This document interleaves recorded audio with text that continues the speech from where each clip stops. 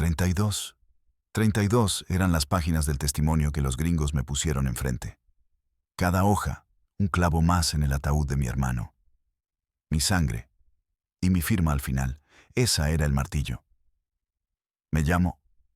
Bueno, mi nombre ya no importa.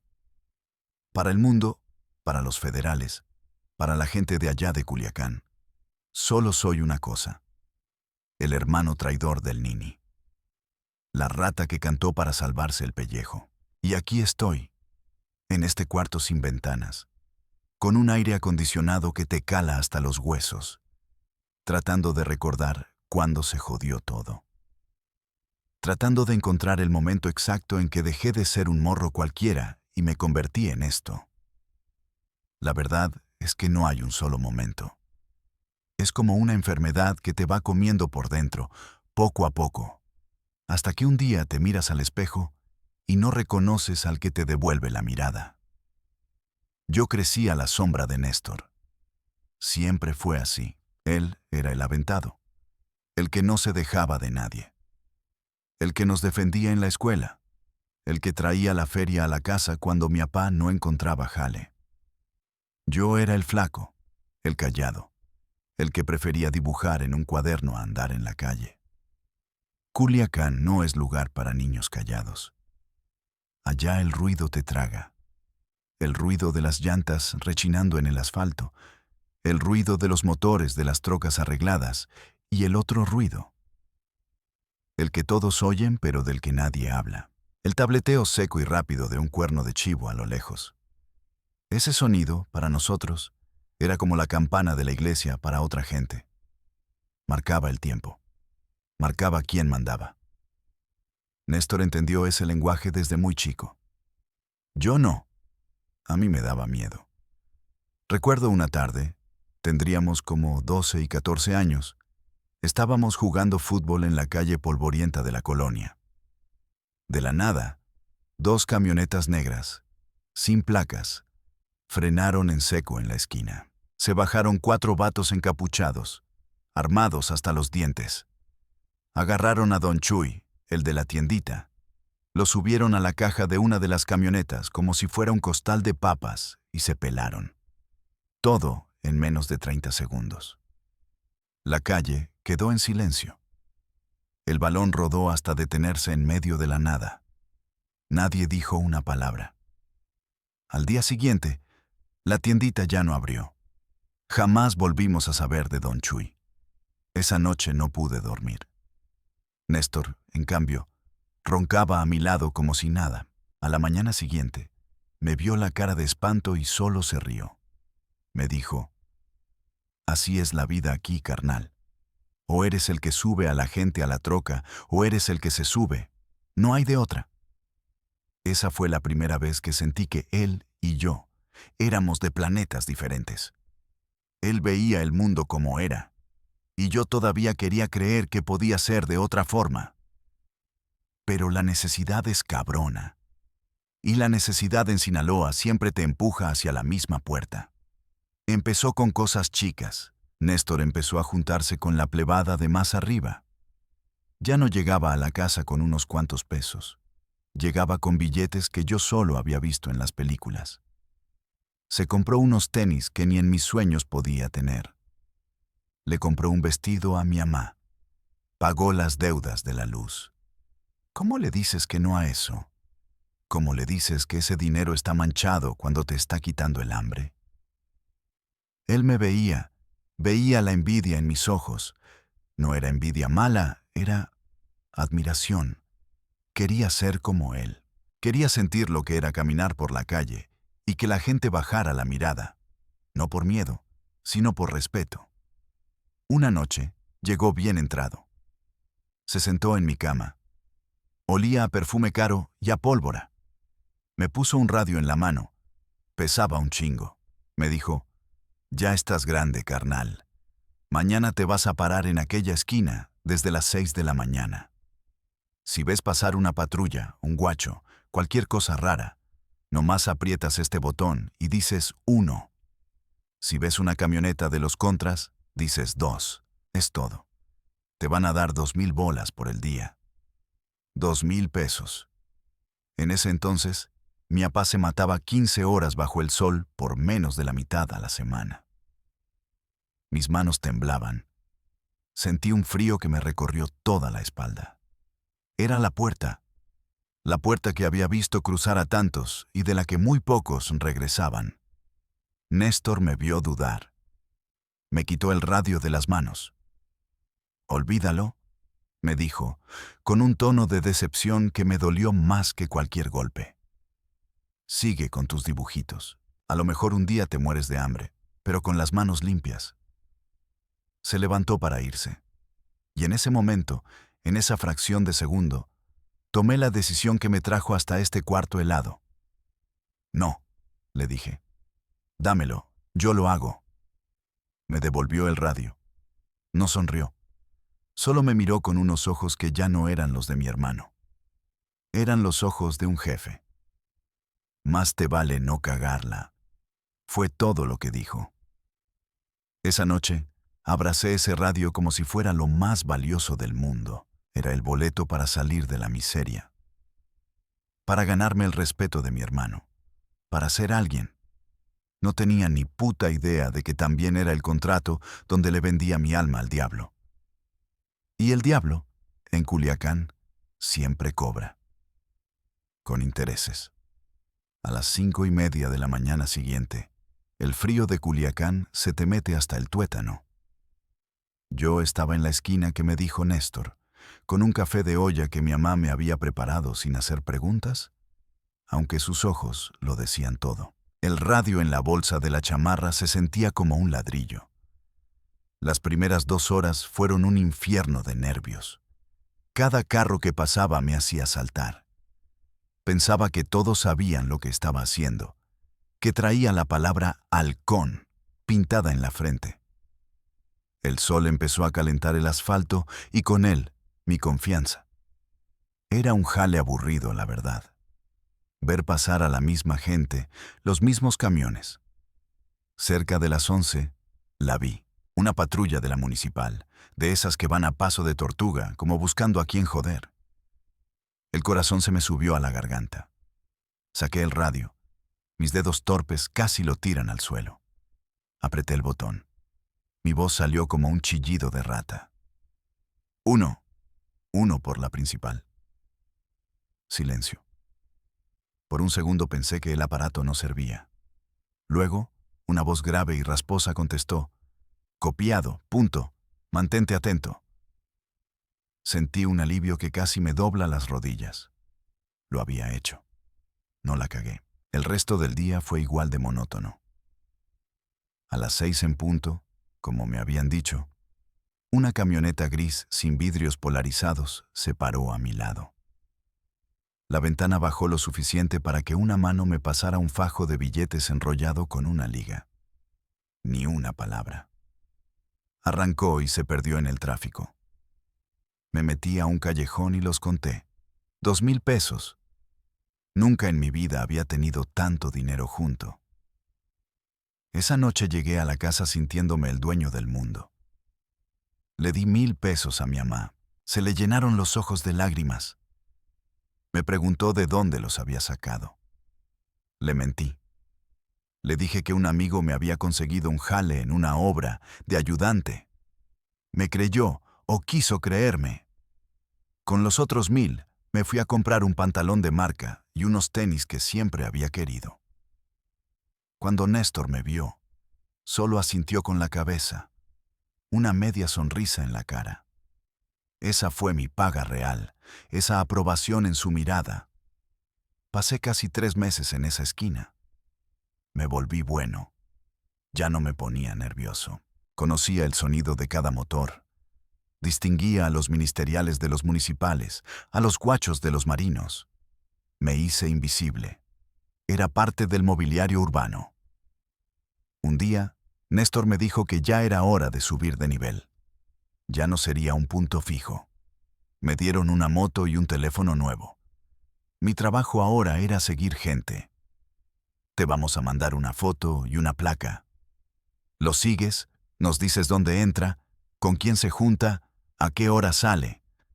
No te le acerques. No te dejes ver. Solo informa. El primer encargo fue un empresario que le debía una lana a la empresa. Lo seguí por una semana. Su rutina era aburrida. De su casa en una colonia de ricos a su oficina, de ahí a un restaurante caro y de vuelta a su casa. Reportaba cada movimiento. Al final de la semana, Néstor me dijo: «Buen jale, carnal, ya no lo sigas». 2 días después, vi en las noticias que al empresario lo habían levantado saliendo de su oficina. Sentí un hueco en el estómago. Yo había puesto la mesa para que otros se sirvieran. Yo había sido los ojos que lo sentenciaron. Esa noche vomité la cena. Pero al día siguiente, cuando me depositaron 10,000 pesos en una cuenta que me abrieron, el asco se me fue pasando. Así funciona esto. El dinero es como una anestesia para la conciencia. La primera vez que vi sangre de cerca fue en un topón. Íbamos en una caravana de 3 trocas a calentar la plaza de un grupo contrario que se había metido en nuestro territorio. Yo iba en la batea de una Cheyenne, con otros 3 vatos. Me dieron un cuerno de chivo. Pesaba una chingadera y olía a aceite. Me dijeron: «Tú nomás haz lo que veas. Si ellos tiran, tú tiras». Llegamos a una colonia que no era la nuestra y la gente empezó a correr para meterse a sus casas. Sabían lo que venía. De una casa salieron varios tipos armados y empezó la balacera. El ruido. Dios santo, el ruido te deja sordo, te vibra en el pecho, te borra cualquier pensamiento. Es puro instinto. Vi a los de mi lado disparar y yo también apreté el gatillo. Sin apuntar, a lo pendejo, nomás para que el plomo saliera para allá y no para acá. La balacera no duró ni 5 minutos. Cuando todo quedó en silencio, había 2 de ellos tirados en la banqueta. No me acerqué a ver. Nos subimos a las trocas y nos largamos de ahí, echando madres. En el camino de regreso, nadie decía nada. Solo se oía la música a todo volumen, puros corridos bélicos. Yo temblaba, pero no de miedo. Era la adrenalina. Había disparado un arma contra otras personas. Había sobrevivido. Néstor iba en el asiento del copiloto de mi troca.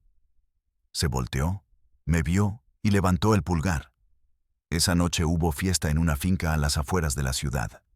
Carne asada, Buchanan's, perico para el que quisiera y un chingo de morras. El dinero empezó a llover. Ya no era de a miles, era de a decenas de miles por semana. Me compré una Tacoma del año. Le mandé a poner llantas todoterreno y un sonido que reventaba los vidrios. Empecé a vestirme con pura ropa de diseñador. Cadenas de oro, relojes que costaban más que la casa donde crecí. Dejé de ser el hermano flaco y callado del Nini. Ahora era el Cuervo. Así me empezaron a decir, porque siempre andaba de negro y era el que ponía a la gente. Era una sensación cabrona. Entrar a un antro y que el cadenero te abriera la cuerda sin preguntar. Que el mesero te llevara la mejor mesa y la botella más cara por default. Las mujeres se te acercaban solas, atraídas por el olor del poder y el dinero. Me sentía invencible. Estaba viviendo el sueño que veía en los videos de música. El que todos los morros de mi barrio querían. Pero a veces, en la madrugada, cuando el efecto del alcohol y la droga se pasaba, me quedaba viendo el techo. Recordaba la cara de terror del empresario en las fotos que me mandaban. Recordaba los cuerpos tirados en la banqueta y sentía ese frío otra vez. El mismo frío de la primera mañana con el radio en la mano. Me había convertido en uno de ellos. Era el que subía a la gente a la troca. Y lo peor de todo, era que me empezaba a gustar. Un día, Néstor me llamó. Estaba solo, en una de las casas de seguridad. Serio.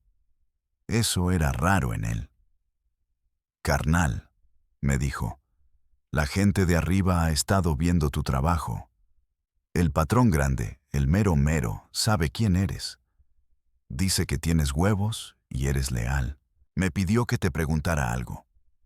Quiere que te encargues de la seguridad personal de su hijo, del heredero. Es la prueba más grande que te van a poner. Si la pasas, ya estás del otro lado.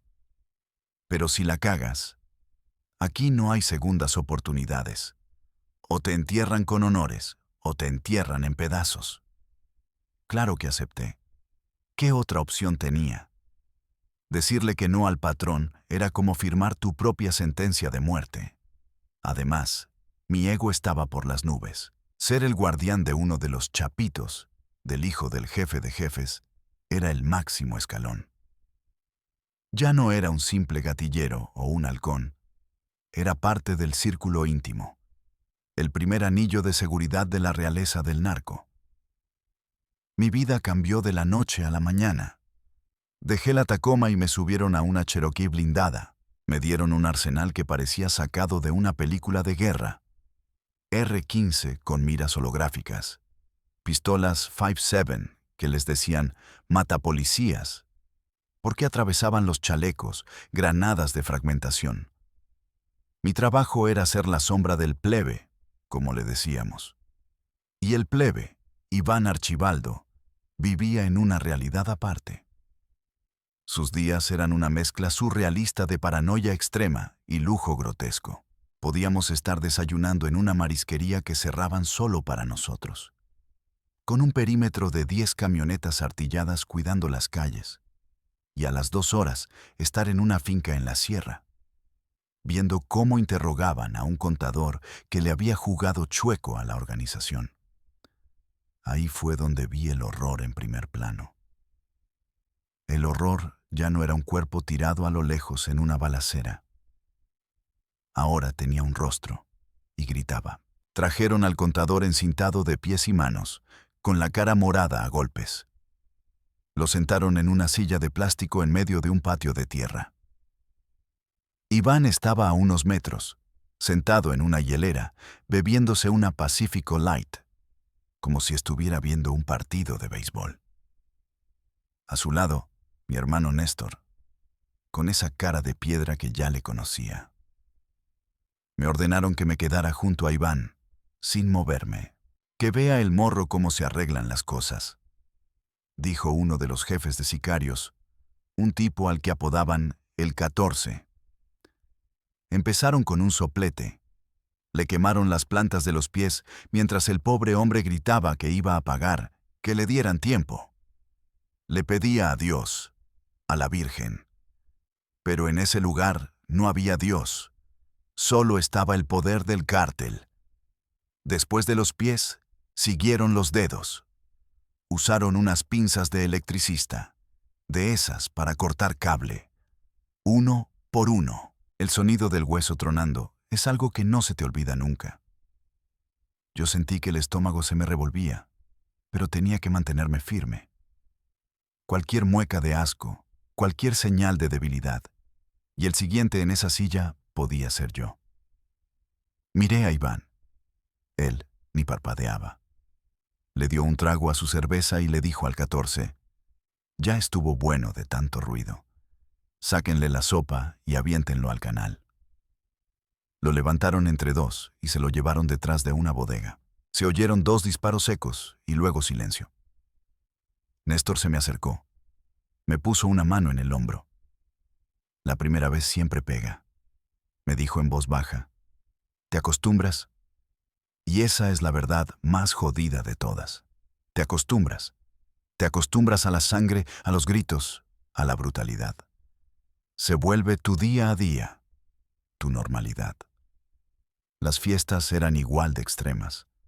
Se hacían en ranchos que parecían hoteles de 5 estrellas, con zoológicos privados con tigres y jaguares. Corría el alcohol más caro y la cocaína de la más alta pureza, que servían en charolas de plata como si fueran canapés.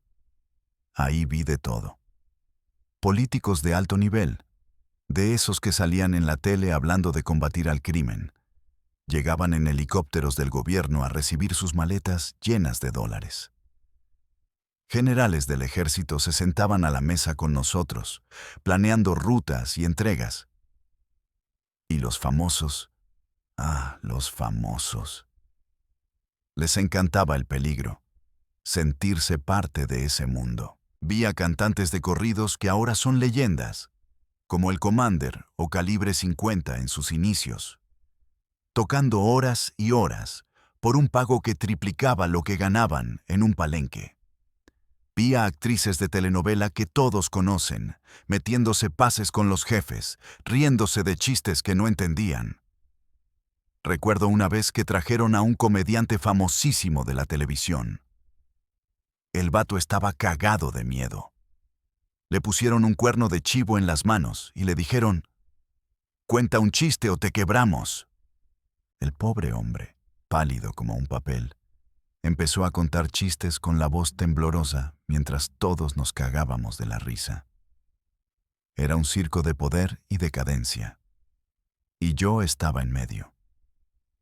Mi lealtad me hizo ganar puntos rápido. Néstor se había convertido en el jefe de seguridad de toda la facción, el temido Nini, y yo era su mano derecha, su sombra. La gente nos respetaba por miedo. Me volví bueno para detectar amenazas, para leer a la gente. Sabía quién mentía con solo verle los ojos. Sabía quién era un traidor por cómo sudaba. Un día interceptamos una llamada. Eran los Dámaso, la gente del licenciado, que en ese entonces estaban en guerra con nosotros.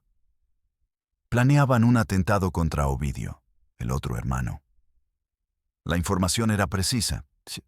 Una bomba en un restaurante al que solía ir. Teníamos menos de una hora para actuar. Fue una operación de película. Néstor coordinó todo por radio. Yo iba en la punta, con un equipo de 10 hombres. Llegamos al lugar y lo reventamos. No hicimos preguntas. Agarramos a los 4 vatos que estaban plantando el explosivo y los subimos a las camionetas.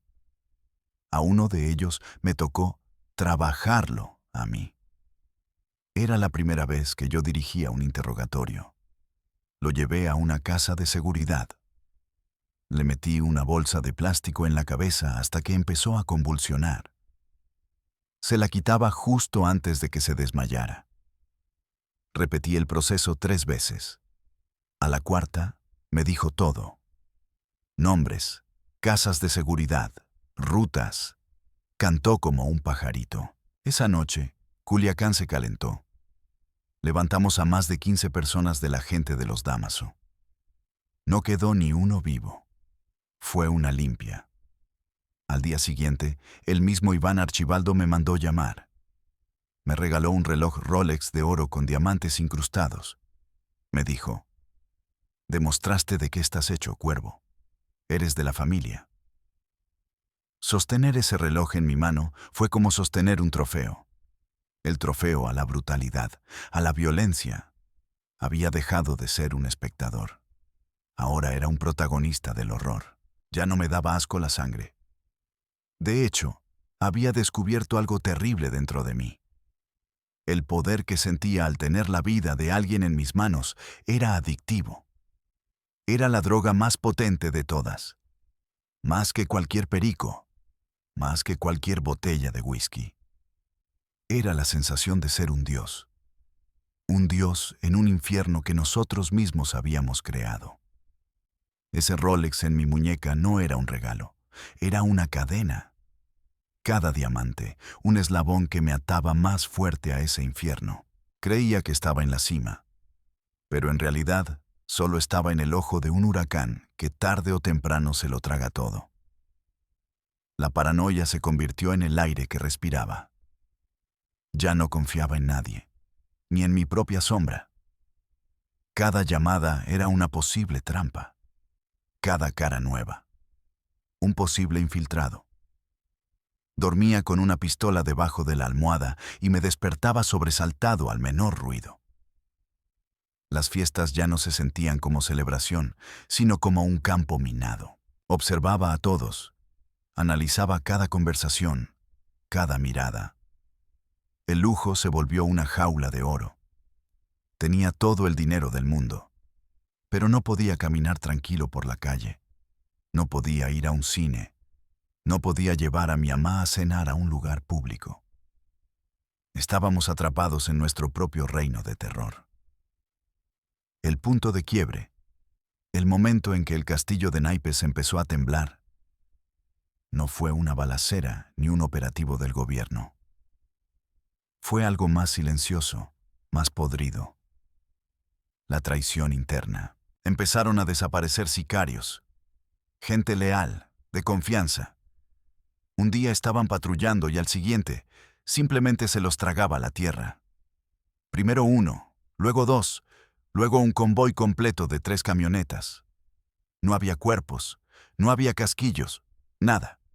Era como si se esfumaran. La tensión dentro de la organización se podía cortar con un cuchillo. Todos sospechaban de todos. Néstor andaba como un león enjaulado. Pasaba noches enteras sin dormir, revisando radios, teléfonos, buscando al fantasma, a la rata que estaba entregando a nuestra gente. El patrón nos mandó llamar a Néstor y a mí a una reunión en la sierra. Estaban los meros. La orden fue clara. Encuentren al traidor y tráiganmelo vivo. Quiero verlo a los ojos antes de que lo desarmen pieza por pieza. Nos convertimos en cazadores dentro de nuestra propia casa. Interrogamos a docenas de nuestra propia gente. La violencia se volvió contra nosotros mismos. Usamos las mismas técnicas que usábamos con los contras: el soplete, las pinzas, la bolsa. Rompimos a hombres que habían peleado a nuestro lado, que habían recibido balazos por la misma bandera. Era una carnicería. Pero nadie hablaba, porque nadie sabía nada. O el traidor era muy bueno, o estaba muy arriba.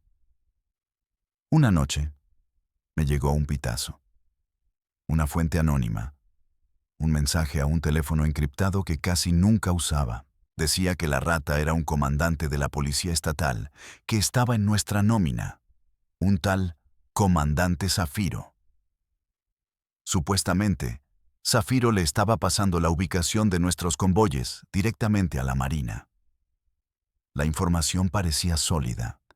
Incluía horarios, claves de radio, hasta una foto del comandante reuniéndose con un capitán de la naval en un café de Mazatlán.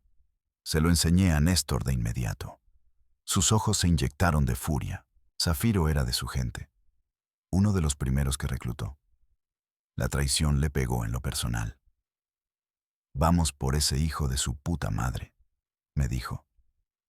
No lo pensó 2 veces. La paranoia nos había cegado.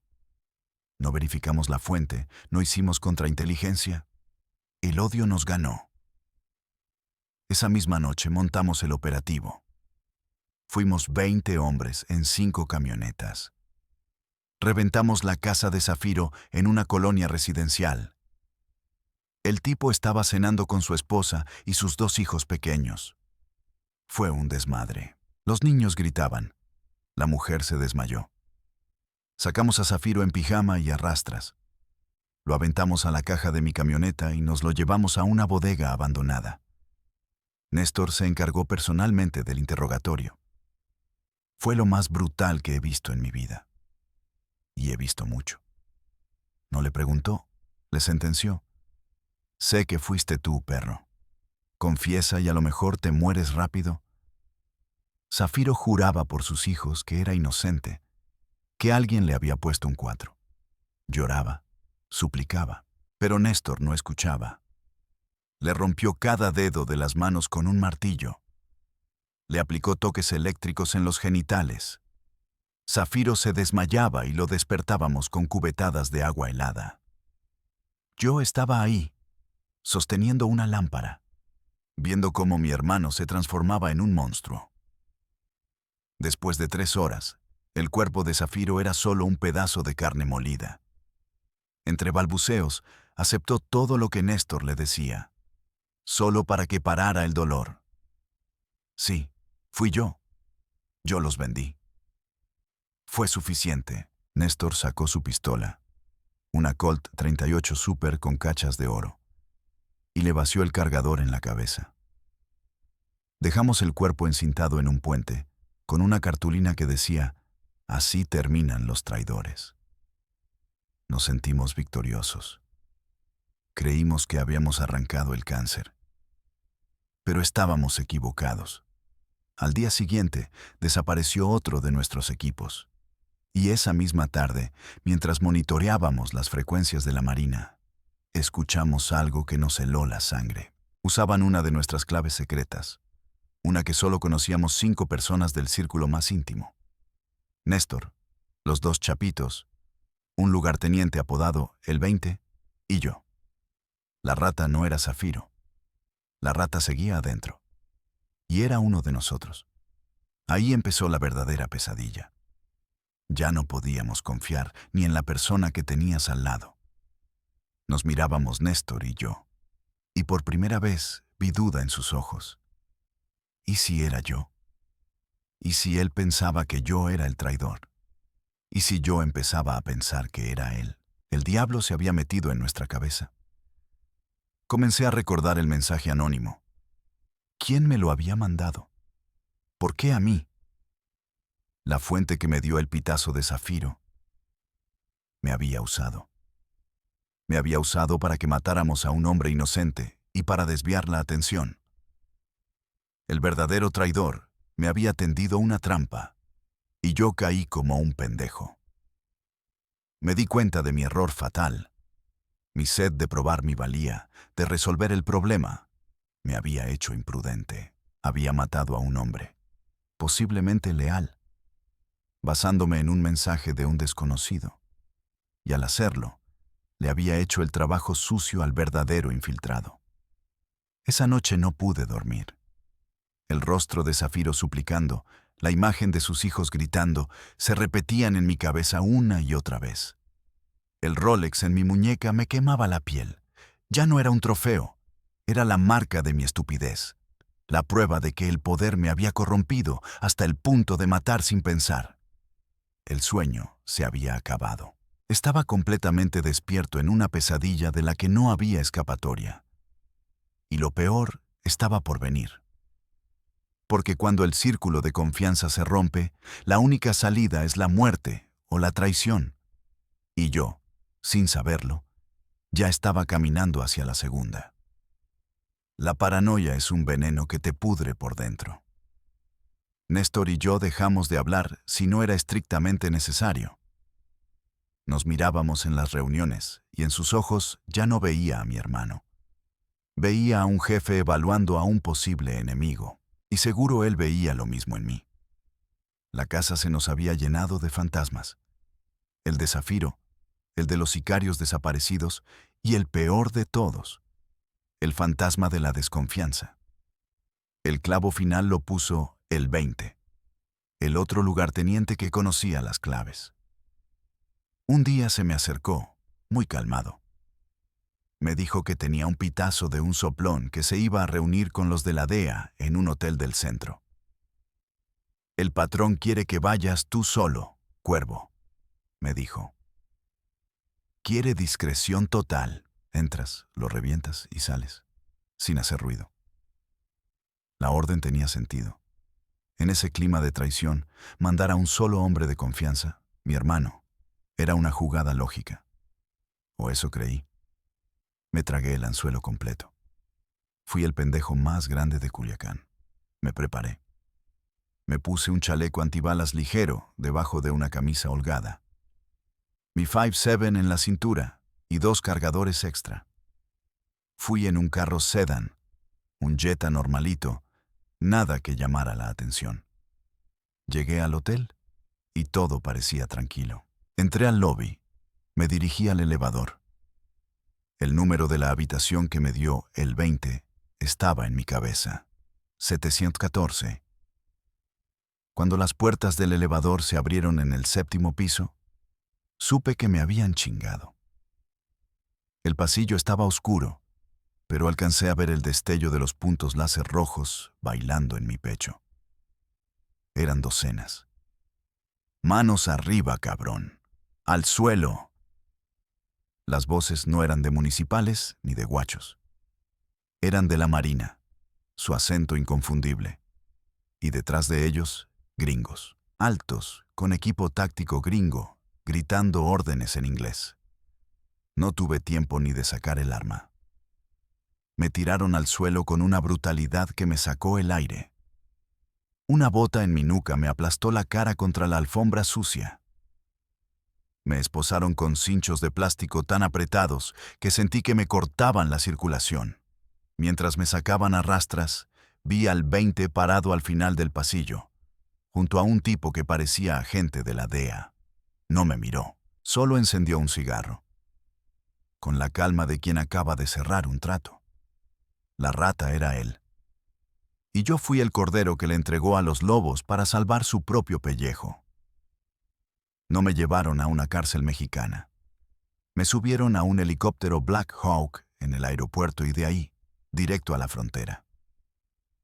El viaje fue un borrón. Cuando volví en mí, estaba en este cuarto, sin ventanas, sin noción del tiempo. Solo una mesa de metal, 2 sillas y una puerta de acero. Ahí me tuvieron 3 días, sin hablarme. Solo me pasaban agua y comida sin sabor por una rendija. Al 4.º día, la puerta se abrió. Entraron 2 hombres. Un gringo con traje que hablaba un español perfecto, de libro de texto, y un traductor que ni falta hacía. Me pusieron una carpeta sobre la mesa. Adentro había fotos mías, de Néstor, de los Chapitos, fotos en fiestas, en bautizos, en interrogatorios, transcripciones de llamadas de radio, de mensajes de texto. Lo tenían todo. Cada pecado, cada crimen, cada cuerpo, estaba documentado en esa carpeta. Tienes 2 caminos, dijo el gringo, sin rodeos. El primero es que te extraditemos a Estados Unidos. Te esperan múltiples cargos: conspiración, tráfico, homicidio. Vas a pasar el resto de tu vida en una celda de 2 por 3 metros, en la prisión de máxima seguridad de Florence, Colorado. No volverás a ver el sol. El segundo camino es que cooperes. Me explicó el trato. Querían al pez gordo. Querían a mi hermano. Néstor se había convertido en una piedra en su zapato. El jefe de sicarios más violento y efectivo del cártel. Si yo testificaba contra él, si les daba los detalles, las órdenes directas, las pruebas para hundirlos sin posibilidad de apelación, ellos reducirían mi condena drásticamente. Me darían una nueva identidad, una nueva vida en algún lugar de su país donde nadie me conociera.